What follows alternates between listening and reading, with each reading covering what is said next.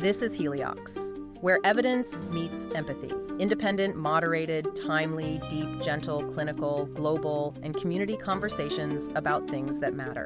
Breathe easy, we go deep and lightly surface the big ideas.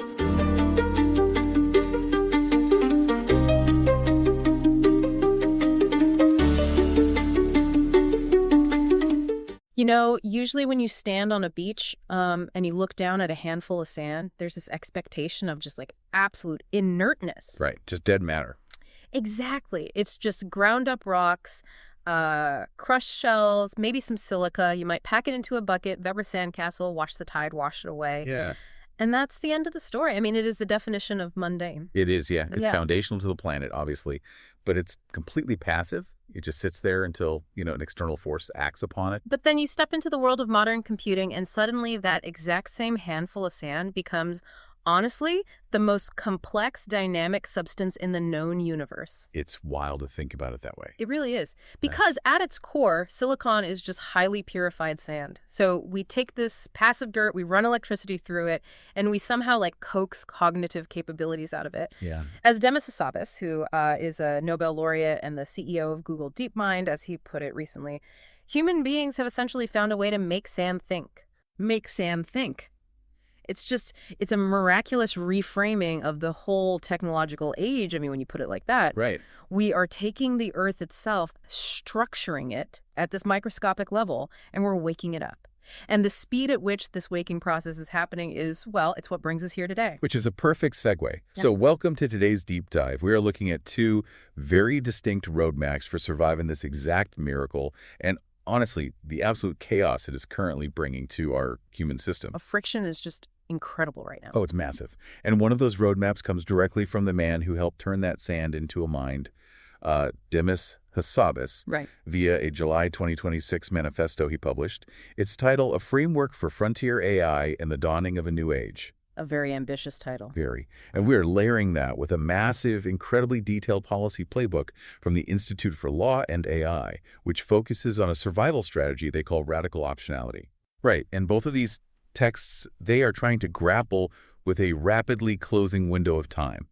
They aren't, looking backwards at what we've built over the last decade. Yeah, they're looking forward. Exactly. They're looking at a fast-approaching event horizon. And to be clear with you, the listener, the goal of this deep dive isn't to sit here and debate if advanced artificial general intelligence, or AGI, is coming. No, that ship has sailed. Yeah, according to our sources, that debate is just over. The train has left the station. So our mission today is to explore the incredible dilemma of how human governments and, societies can possibly govern a technology that is evolving exponentially faster than our ability to write laws. Which is no small feat. No, it's terrifying. We're going to travel from the foothills of this new reality through the flawed ways we usually try to control technology, all the way into the nuts and bolts of how this radical optionality thing actually functions in practice. Because the gap between how fast AI is moving and how slow our institutions move, it isn't just like a bureaucratic annoyance anymore. Right. It is quite literally the defining challenge of the 21st century. I want to start with the sheer scale and timeline that Hassabis lays out because, frankly, reading it gave me a bit of vertigo. Oh, I totally agree. He states that AGI, which, we generally define as a system exhibiting all the cognitive capabilities of the human brain, is, quote, probably only a few short years away. He actually believes we are standing in the foothills of the singularity right now. And notice the historical comparisons he reaches for to anchor that claim. It's telling. Yeah, he doesn't compare it to the internet. No. Hassabis doesn't compare the arrival of AGI to the invention of the internet or the printing press or even the smartphone. He states it is much more akin to the discovery of electricity. Wow. Or the taming of fire. Fire. I mean, he predicts the impact will be 10 times the magnitude of the Industrial Revolution, happening at 10 times the speed. Which creates this terrifying and exhilarating duality for society to process, right? On one hand, you have the promise of immense, almost unfathomable abundance. I mean, Hassabis paints a picture of accelerated drug discovery where we are simulating protein folding in seconds. Which they're already doing with AlphaFold, right? Exactly. And he's projecting that out to the development of novel clean energy sources like commercially viable fusion and the creation of advanced metamaterials. He's talking about crossing the threshold into post-scarcity. where material resources just aren't the limiting factor for human progress anymore. Precisely. But right on the heels of that utopian vision, he brings the hammer down on the risks, and they are equally massive. Unprecedented risks, really. We're looking at catastrophic cybersecurity vulnerabilities, the democratization of biological and nuclear threats, and this overarching danger of increasingly agentic systems.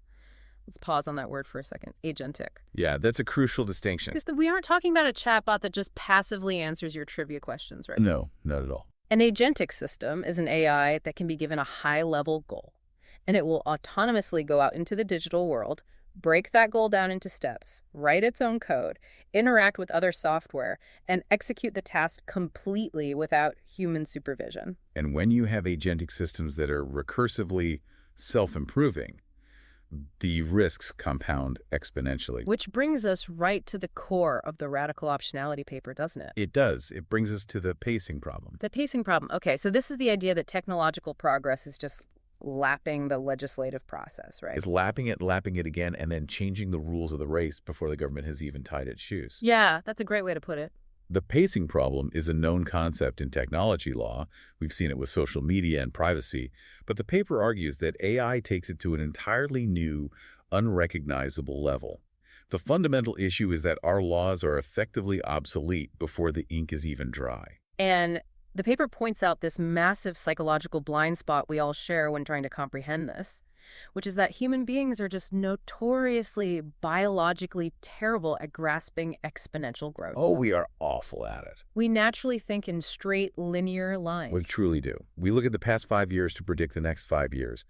And the paper uses a couple of brilliant historical examples to illustrate how badly this fails. Like, look at the early days of the COVID-19 pandemic. Oh, man, yeah.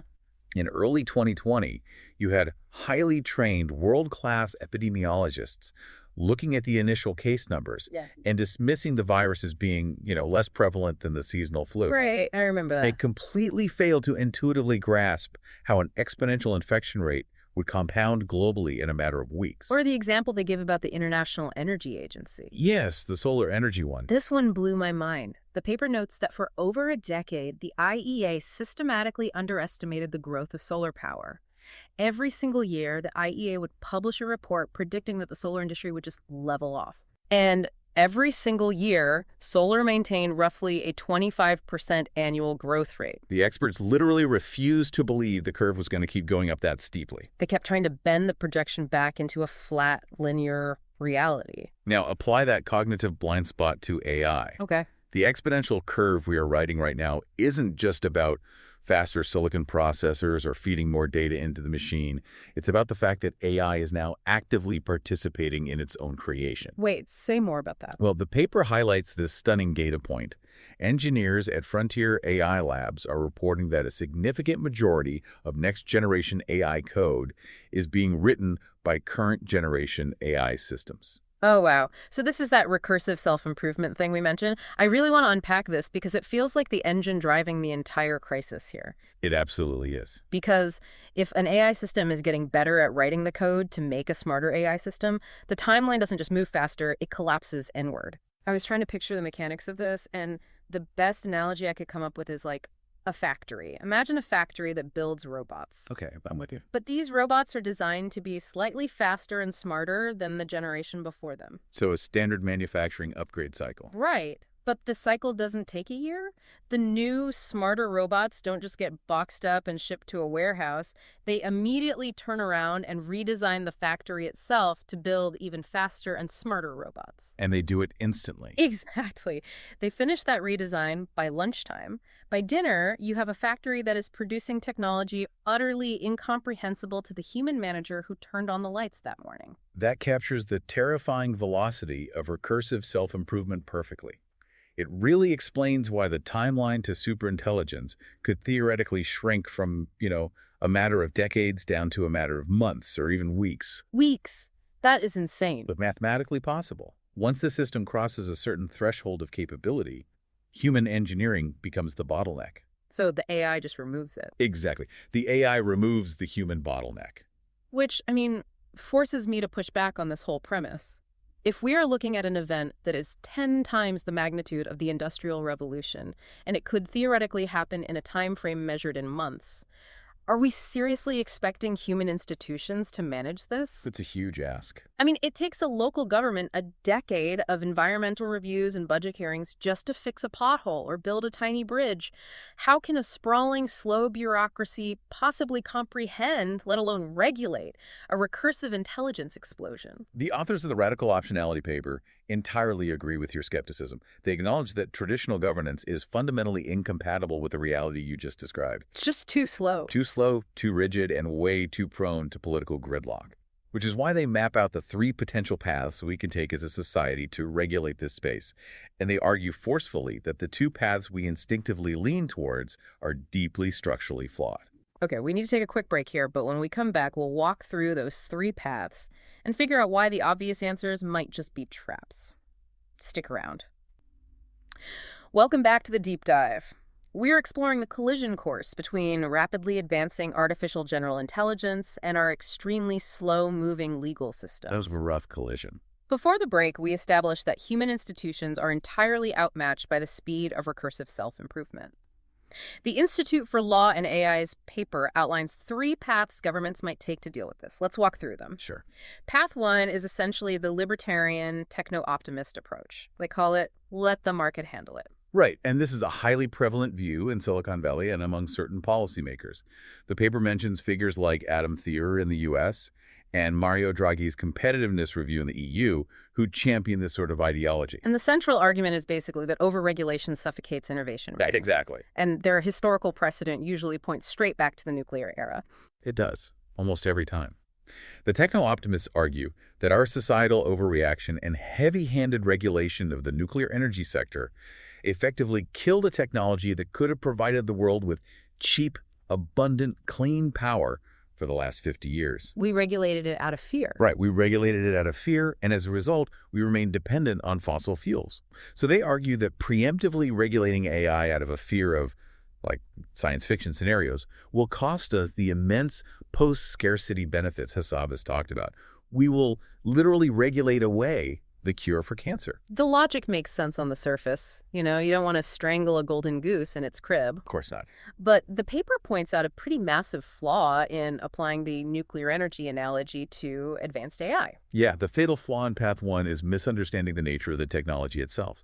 Transformative AI is not just a commercial product like a better solar panel or a new pharmaceutical drug. It's a dual-use technology. Exactly. Yeah. It has severe national security implications. The paper draws the line very clearly.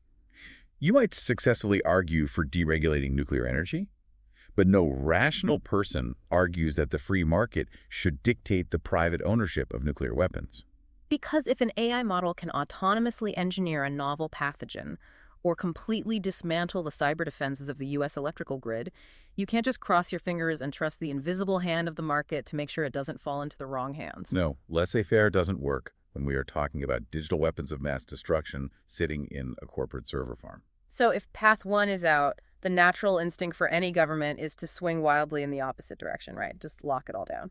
Which brings us to Path 2, anticipatory governance and the precautionary principle. This is the opposite extreme. The precautionary principle suggests that we need strict, prescriptive, statutory regulations placed on the technology before it fully materializes. Okay, like what? Think of hard bans on certain types of AI research, capping the amount of computing power anyone can use, or implementing an FDA-style licensing regime where you are legally forbidden from building a model unless you can definitively prove beforehand that it is 100% safe. Which sounds incredibly comforting to the general public. Oh, it's very appealing politically. But the paper tears this approach apart as well, because predicting the specific path of an emerging technology is basically a fool's errand. Precisely. To govern anticipatorily, regulators have to accurately guess what the technology will do, how it will be used, and what form it will take. And history proves that governments are uniquely terrible at that kind of forecasting. The paper uses this incredibly telling example of the U.S. Audio Home Recording Act of 1992. Yes, it's a perfect example. This example is wild to me. So back in 1992, Congress was terrified that people were going to use cassette tapes and digital audio tapes to pirate music and destroy the recording industry. Right, home taping is killing music. Yeah, so they spent years debating and ultimately passing this massive complex law to anticipatorily regulate the hardware of home taping equipment. They baked specific definitions of digital audio recording devices right into the statute. And almost the exact second the ink was dry on that law, the personal computer revolution took off. Oh man, it's so funny in hindsight. CD-ROMs, MP3s, and peer-to-peer file-sharing software like Napster completely bypassed the entire regulatory framework they had just spent years building. The law was instantly obsolete because they regulated the specific form the technology took in 1992 rather than the underlying capability. And if we do that with AI, we are cooked. Absolutely cooked. The paper points out that parts of the EU AI Act have some of these rigid frozen definitions baked into them, which could become obsolete in months. But there is also a massive geopolitical reality here that makes Path 2 impossible, isn't there? Yes, there is. If democratic nations apply the precautionary principle and put hard bans on advanced AI development, the research doesn't magically stop globally. It just shifts geographically. Yeah. If the US and Europe ban frontier AI research, the talent and the capital will immediately move to authoritarian states. Right. We wouldn't be stopping the creation of AGI. We would merely be ensuring that the first AGI is built by an adversary who does not share democratic values. It is, from a national security perspective, geopolitical suicide. So we have a profound tension here. Path 1 says, let it rip, and ignores the existential risks of digital nukes. Path 2 says, ban it all, and assumes we can predict the unpredictable while simultaneously handing the future over to dictatorships. It's a rock and a hard place. And this is where the authors introduce their middle way, Path 3, radical optionality. Radical optionality. I have to be honest, when I first read that term, I groaned. Too academic. Yeah, it sounds like a dressed-up academic way of saying, let's kick the can down the road. It sounds like the authors are saying, we don't know what to do between Path 1 and Path 2, so let's just keep our options open, muddle through, and do nothing for now. It is a very fair critique, and one the authors anticipate. But the paper explicitly pushes back against that interpretation. Radical optionality is not about passive delay. It is not about muddling through. Okay, so what is it? It is a highly proactive, aggressive, and incredibly expensive strategy. The core idea is this. We consciously avoid passing heavy-handed, restrictive laws right now. But in exchange, we spend massive amounts of financial and political capital to rapidly build institutional capacity. I want to make sure I understand the mechanics of this. We aren't writing the strict laws yet, but we are building the machine that can write and enforce the laws the precise second we realize we need them. That is the essence of it, yes. Yeah. You are aggressively investing in information channels, recruiting top-tier technical talent out of the private sector and into government, and establishing flexible legal authorities that can be activated at a moment's notice. So it's about readiness. Exactly. The premise is that you don't have to force a choice between safety and innovation today, provided you aggressively build the capacity to make a highly informed, rapid choice tomorrow, regardless of what unforeseen scenario unfolds. It's like a city realizing a massive fire is inevitable somewhere downtown, but they don't know which building is going to catch fire or what kind of chemical might be burning inside. That's a great way to think about it. Right. So instead of forcing every building to install the exact same rigid sprinkler system that might not even work on a chemical fire, the city spends $1 billion building a state-of-the-art firehouse, hiring the best firefighters in the world, and laying down high-pressure water lines to every single block. Yes. They are preserving the option to fight any type of fire anywhere at any time.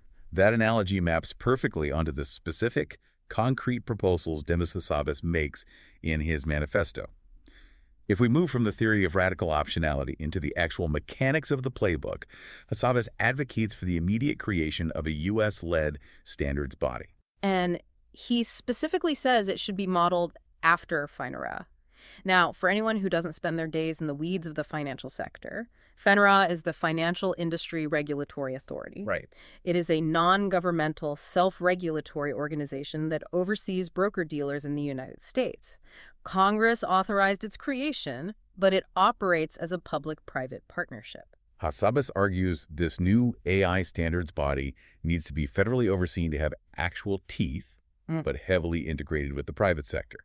The funding, he notes, would need to be substantial. How substantial? We are talking billions. Yeah. And it would likely come primarily from the AI industry itself, much like how Wall Street funds FINRA. I can see why that's necessary. I mean, how exactly is a non-governmental body supposed to enforce rules on a multi-trillion-dollar tech giant? Exactly. If you try to regulate Google or Microsoft on a standard GS-14 government bureaucrat salary, you will never attract the talent you need. The government simply cannot pay a machine learning engineer $5 million a year. No, they can't compete. But a massively funded public-private partnership might be able to compete for that talent. Furthermore, they need the literal compute resources, the massive server farms, to run large-scale penetration tests on these frontier models. Exactly.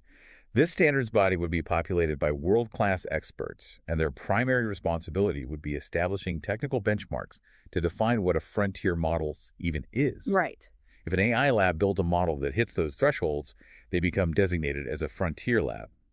Initially, Hassabis suggests they would voluntarily share their models with the standards body for a rigorous safety review 30 days before release. Voluntarily at first? Yeah, but eventually this formalizes into a mandatory hurdle. You don't pass the evaluation, you don't get access to the U.S. market. But here is where the concept of radical optionality really flexes its muscles. The absolute necessity of flexible rules and definitions. Crucial. If you etch the definition of a frontier model into a stone tablet, you are doomed.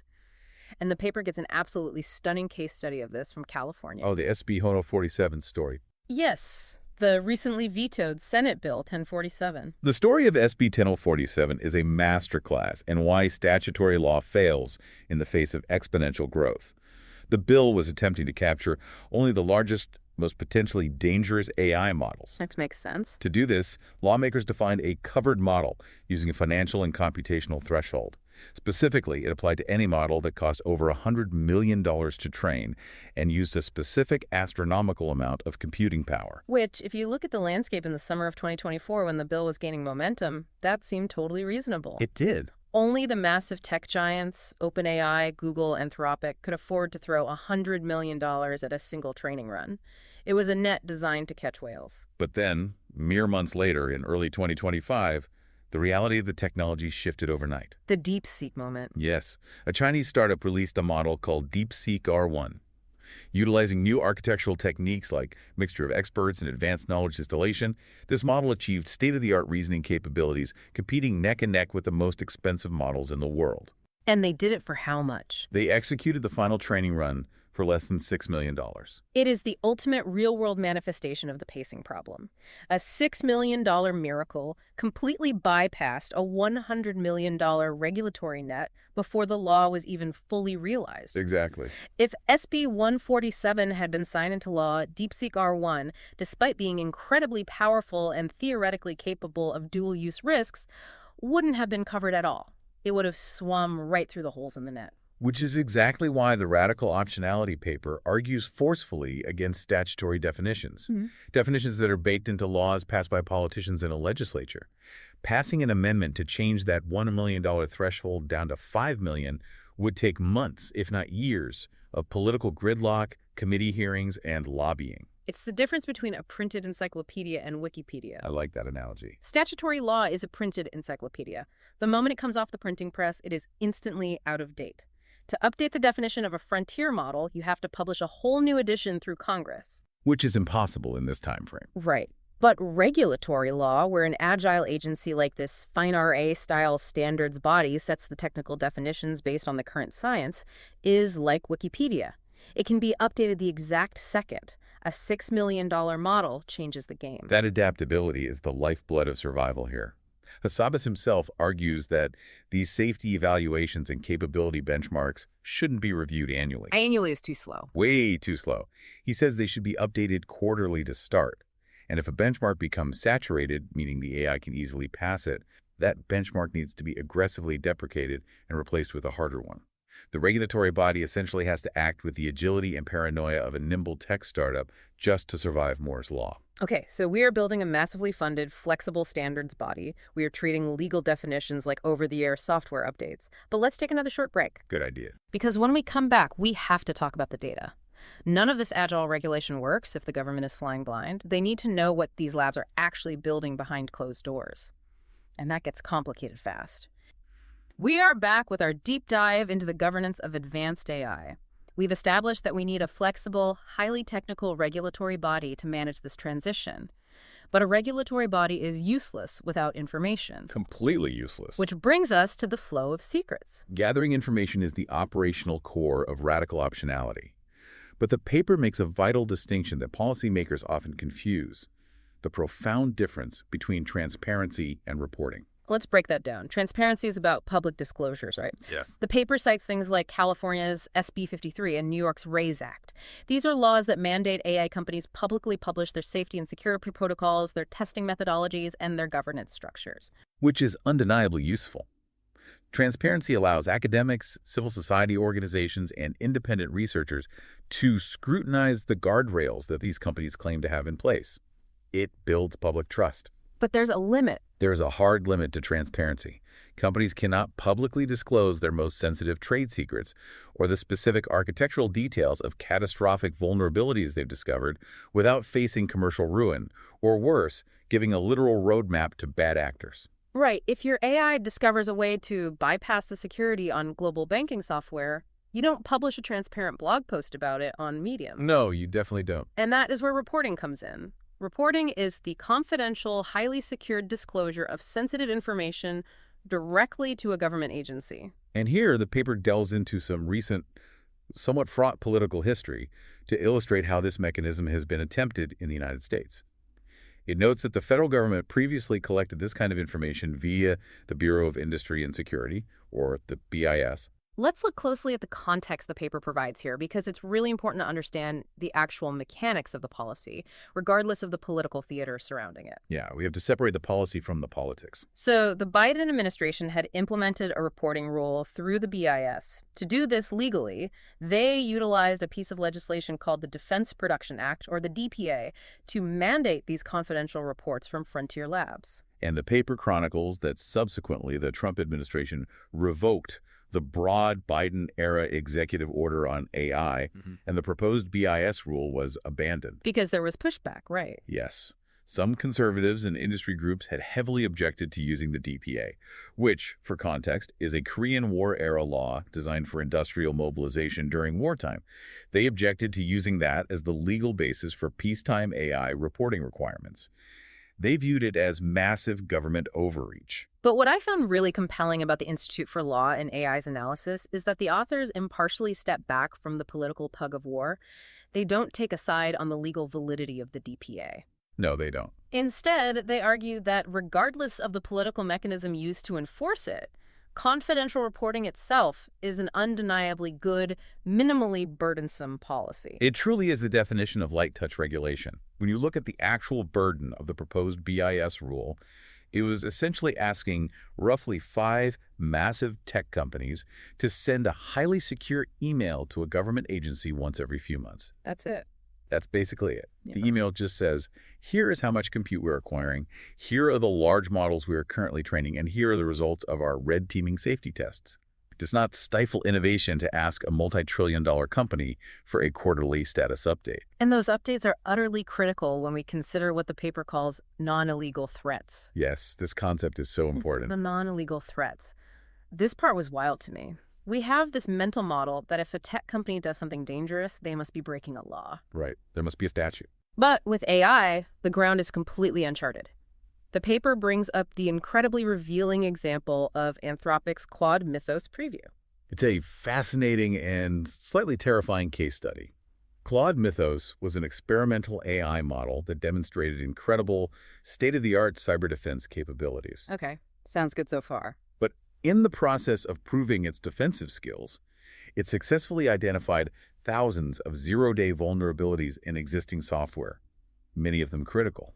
Just to make sure we are all on the same page, a 0 day is a software flaw that hackers can exploit, which the software creator has 0 days to fix because the flaw is entirely unknown to them. Exactly. If you find a 0 day in, say, water treatment plant software, you essentially have the keys to the kingdom. You do. Now, if Anthropic had simply released that model to the public as a product, they wouldn't technically be breaking any specific criminal law. Because it's just an AI model. Right.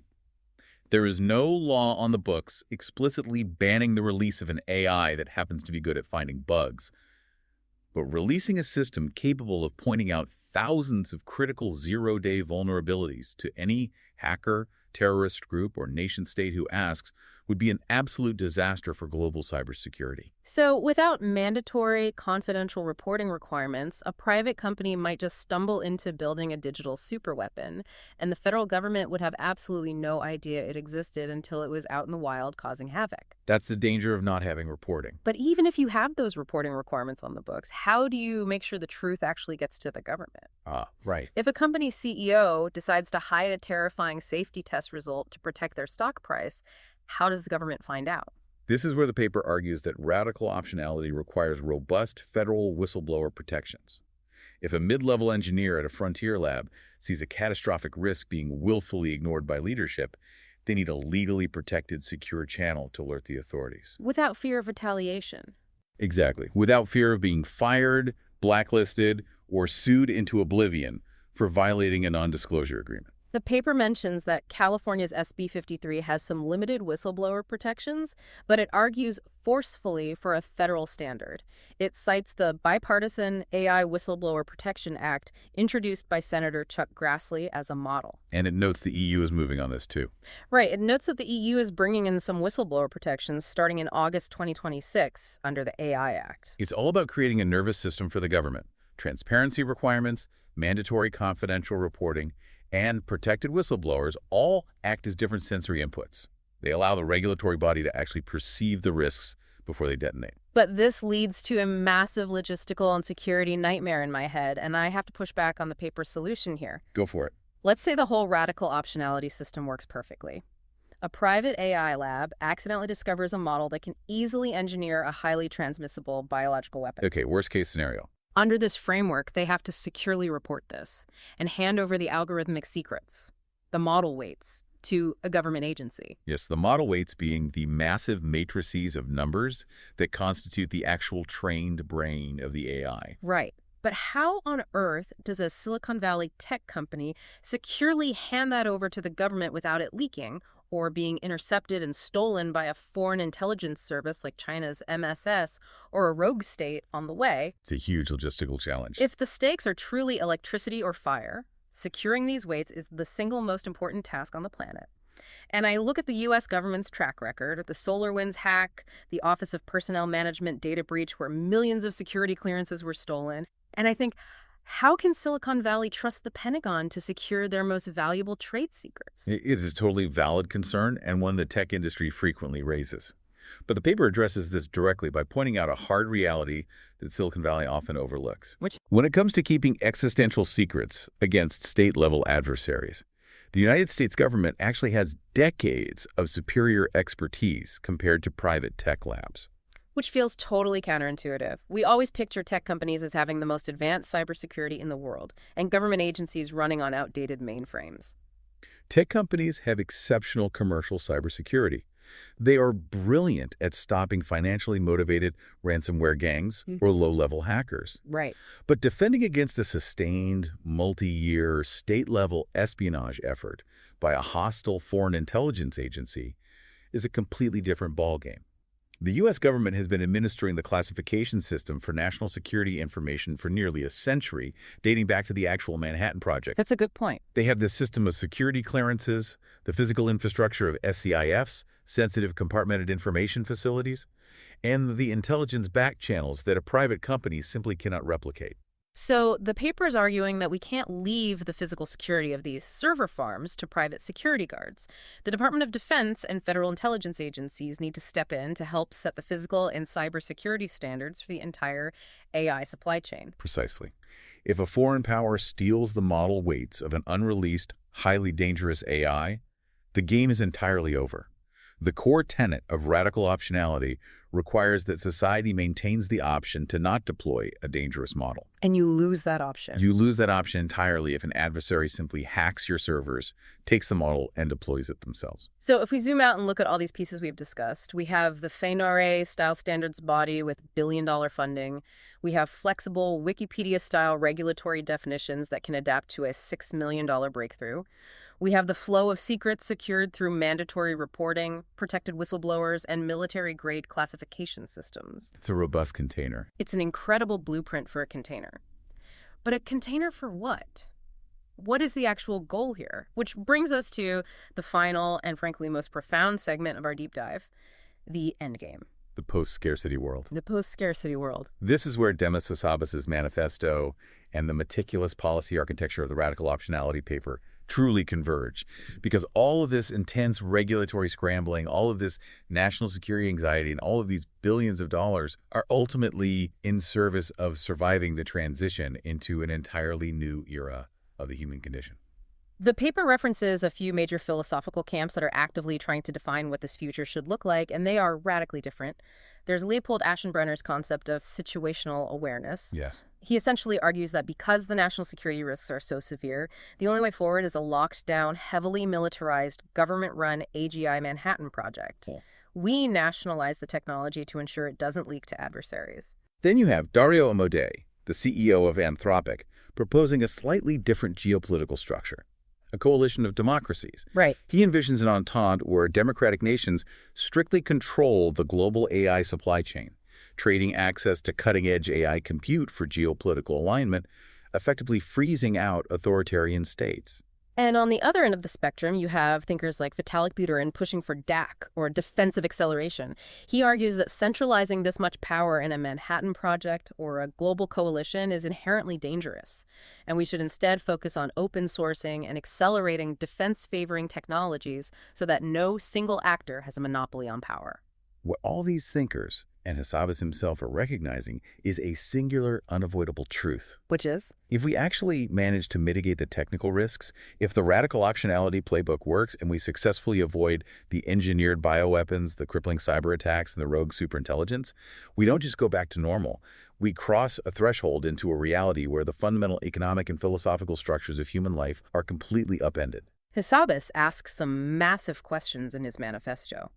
What sorts of economic models work in a post-scarcity world?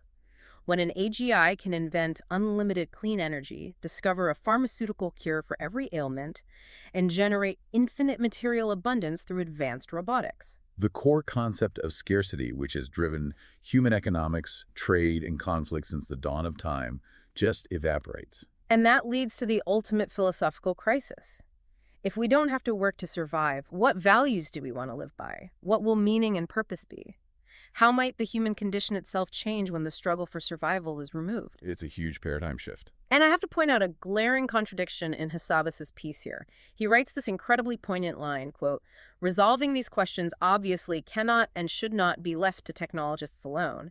It requires every part of society to come together to help define this new chapter." It's a beautiful democratic sentiment. It is, but he is literally one of the primary technologists driving the bus. He is leading a company racing to build this technology behind closed doors at breakneck speed. That's the paradox. If the pace is exponential, and AGI is only a few short years away, as he claims, how do we, the general public, the non-engineers, the artists, the teachers, actually get a seat at the table to decide the fate of humanity before it's a done deal? And that profound critique is the exact reason why the radical optionality framework is so desperately vital right now.